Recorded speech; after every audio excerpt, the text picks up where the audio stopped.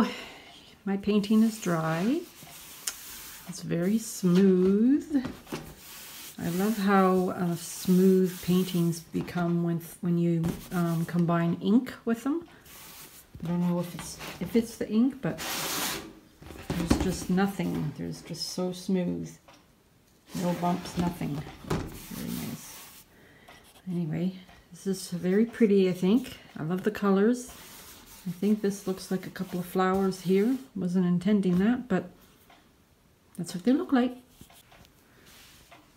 So I will bring you in for a close-up.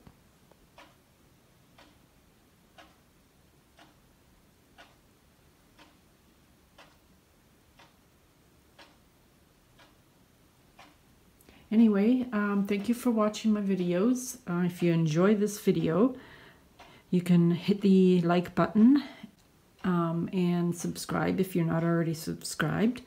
And hit the bell if you want to get notified for future videos.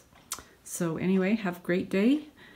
Bye for now. See you in my next video. Bye-bye.